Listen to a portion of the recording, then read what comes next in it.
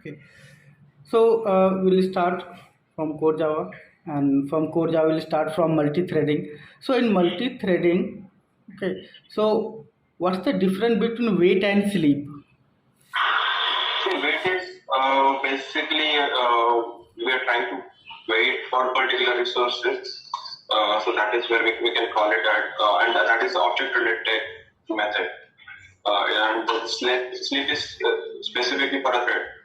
So that is what the difference is. Like if you want to sleep a thread for any particular time frame, we can sleep that thread. It's actually kind of halt, but for a wait, we can have a time frame as well within milliseconds. But other thing is we can also wait for particular resources. So say if any particular object is capturing that particular resource and we want to just wait for it to get it released, we can use that particular wait method.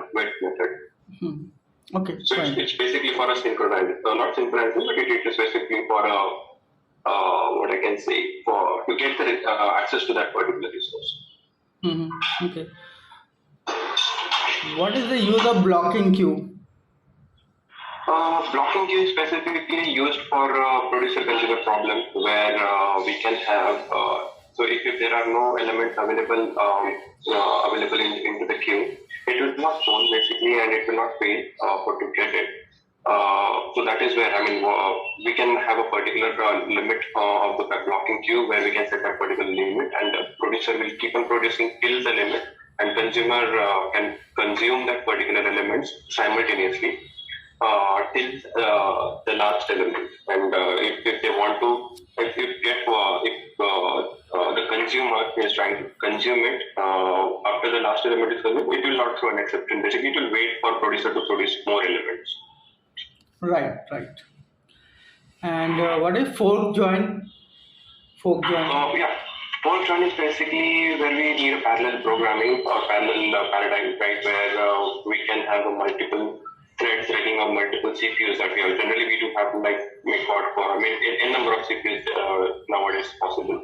So fork join is basically it is kind of parallel processing where the task is divided into multiple tasks, or any particular task is scheduled to run on a particular CPU and or particular core. It will get executed and it will again. So that is a forking, and joining is basically once that particular core is done with the processing, it will return back the result. So that is particularly a join. So that is a fork join. Right.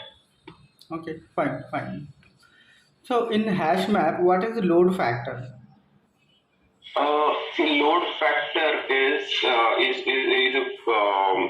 factor where till that point of time, if hash map is filled in, we can create so Java dynamically adjusts that particular value and it increases the hash map size. So that is basically a list, right? What we have in a key value pair, it can increase that particular limit.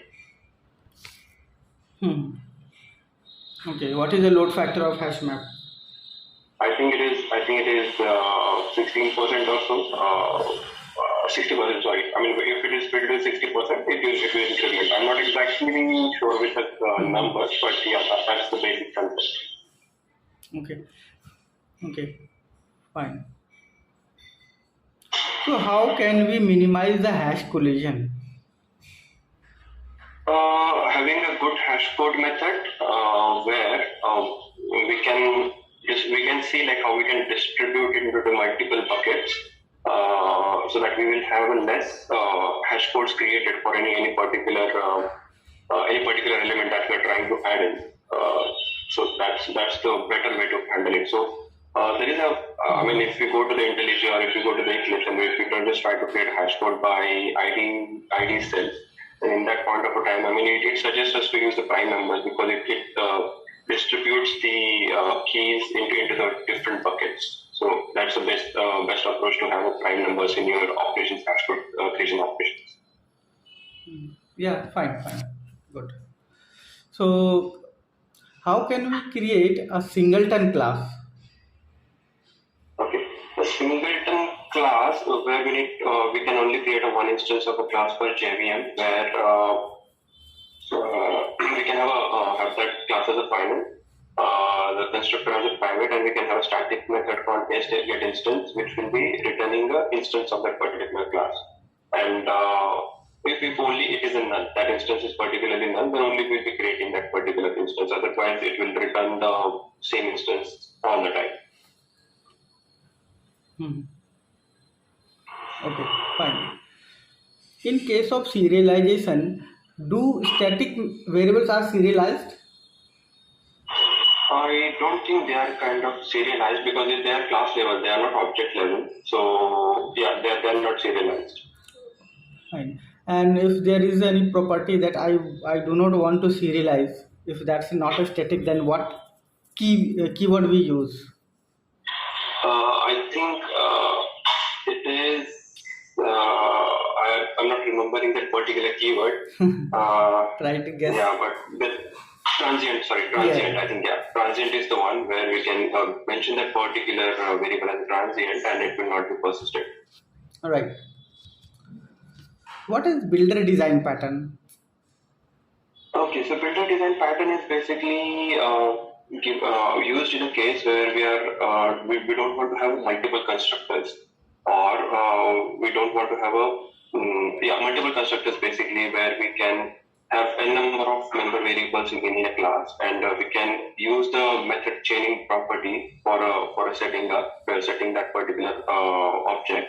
We can have a static builder class in that particular class, in which can assign that particular property, and once we call that build method of the builder method, it will return us the object of the readily created object, whatever the properties we want. So it gives us basically a flexibility, like what properties we want to set in, instead of having a fixed constructor and passing nulls to it. Right? It avoids that. So it's basically a flexible way to create an object. Okay. And what is adapter design pattern?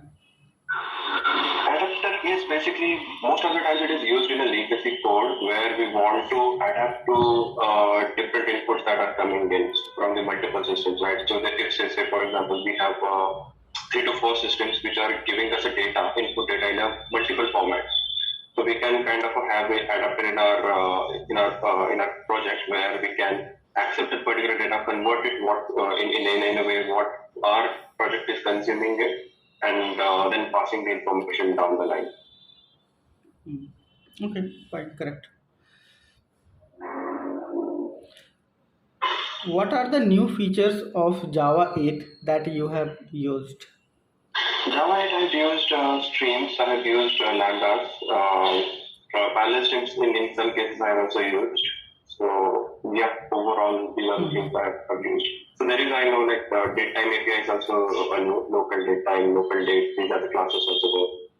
So yeah, I'm using it. Okay, so what is consumer interface? Consumer.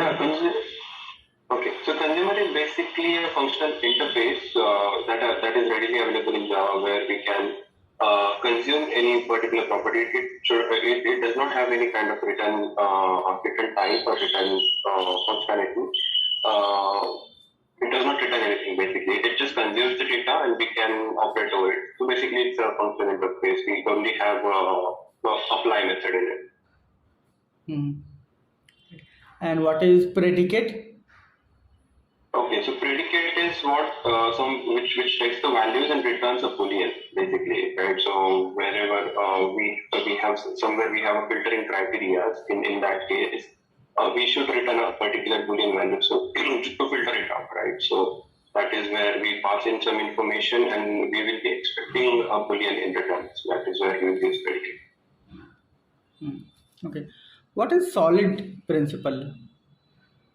Yeah, so solid is kind of an abbreviation where we every letter stands for something. So S is for single responsibility object, where every object should have, or every class should have a particular functionality, and if we need to add any other additional functionality to the class, we should create a separate class. Should I go one by one?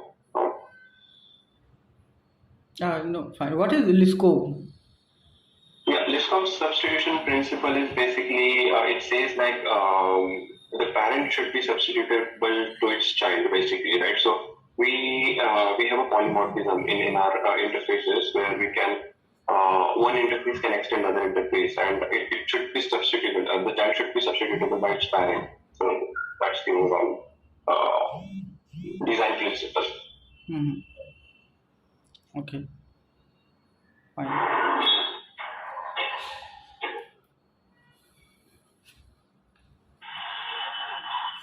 What is cohesion and coupling? Yeah, so cohesion is basically how when your class is tightly or neatly done, basically. So how much information it should expose, how much information it should keep it to itself is basically cohesion. Or what I can say is like how one class is not related with other different classes. So it should only expose whatever the functionality it should. It should refrain from like I said, refrain from exposing any unnecessary information to other classes or methods, basically. And coupling is basically, if we say, if we can say like if two classes are tightly coupled, they are kind of very much known to each and every information within that particular classes. So that is basically coupling. So we should have less coupling and we should have more cohesion. Mm-hmm. Right. So coming to Spring, what is the role of dispatcher servlet? Dispatcher servlet is kind of a single point of contact from the Spring MVC framework where we will be getting the request, and its responsibility is to distribute it to route to the specific controllers, basically. So it will have all the particular things like HTTP servlet and all that, and it is basically responsible to pass on the control to the different controllers and again getting back the responses from them.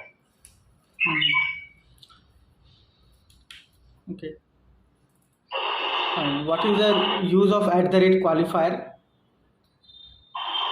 Okay, so whenever we will be having the two beans with the same class, then in that case there could be a possibility of whenever we are trying to get that particular bean, we should specify @qualifier like which exact class bean we want to use here.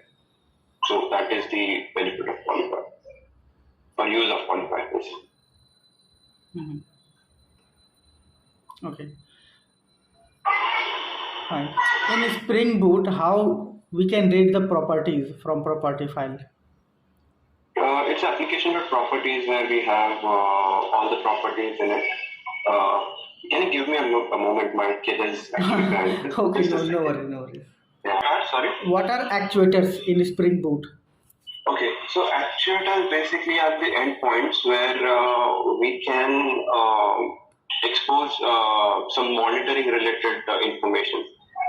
So basically, we can have number of threads, number of or CPU utilization, RAM utilization, this kind of management endpoints we can expose to actuator. How we can enable and disable the endpoints? So there are we can specify some properties in terms of wildcards also. There is management property, Spring.management or something like that, and we can mention that in the application.property. We can have the actuator dependency in our form.xml, and we can expose those endpoints basically. Mm-hmm. Okay. What is the use of dev tools? Oh, sorry, I've not used much of a dev tools. Dev tools dependency not used. Okay. Fine. Have you also used Hibernate or JPA? Yeah, Hibernate and JPA I have used. Okay. Yes. So what's the benefit of using JPA over Hibernate? JPA have interfaces where we don't need to write the concrete implementation. So for example, when I want to fetch any particular property by ID, I can just select find by ID, this particular method, and JPA in Spring JPA based particularly will provide me the implementation of that particular method. So we just have to extend the JPA repository interface and we can have our own interface, and it will extend in JP repository, and we can just write the method names, which are very kind of a very property specific, by ID, by name, or by something. So by that way, Spring will provide us the implementation of that particular methods. We don't have to worry about it. But in the reverse to the hybrid, we have to implement all the things. Basically, maybe HQLs or normal queries we can also have. We can have named queries. So different things are available in hybrid. Okay, that is fine. What are the states of a Hibernate entity?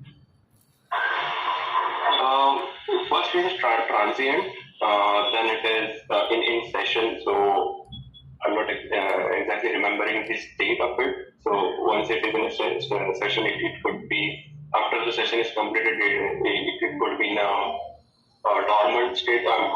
Detached. May not be in a dormant, detached state. Sorry, yeah, detached state. And these are the overall states. And if you want to again bring that back into the session level, then we can use the merge method to get it back into the session. Okay, fine. So in database, what is indexing? Indexes again are kind of a two in two ways. We have a clustered index and we have a non-clustered index. Clustered index is basically on a primary key level where the insertion sequence is in place. So that clustered index could change the sequence physically wherever the data is kind of getting decided into the database. Non-clustered index are basically on a non-primary columns. It can be combination of multiple columns, but basically on a column where we want to have a faster search. So that is where we will keep those non-clustered indexes. Fine. And what are views? Yeah, views are basically we can say like they are created while using queries. We can join on multiple tables. So basically, wherever we want relevant information from multiple tables, we will generally do we would create a view where we have all the relevant information. So it is not necessarily that we need to have all the columns from the particular table. So we just get the specific ones and create a view out of it so that we can use it directly in our application or fetch it based that particular data in the application. Right. So what's the difference between a stored procedure and function? Okay, so function should return a value. It is more or less similar as stored procedure. Stored procedure can return a value, but it's not minded for it to return a value. But function should return a value. Okay, fine.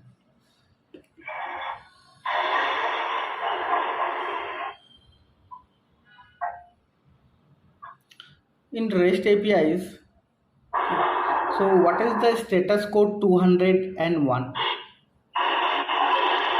Status code 200 is like whatever you're trying to consume is fine. Generally 200 OK comes in wherever we are retrieving something and the operation is successful basically. And I believe 201 is for creation of the resource at the backend. So that's what I can recall.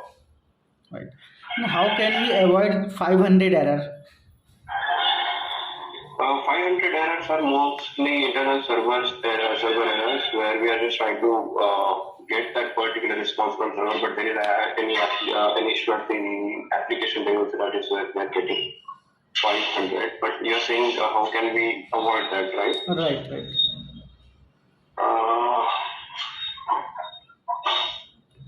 In case we get an exception, we should see like at the application level itself we are catching that and we are returning some meaningful information instead of 500. So yeah, that's the thing I can think of as of now, but I'm not quite sure on that. No, that's correct. So okay. For any of the unknown exception, we should create a meaningful exception, custom exception, and then throw it. Right. Okay. If in our code is everything is covered, we should not.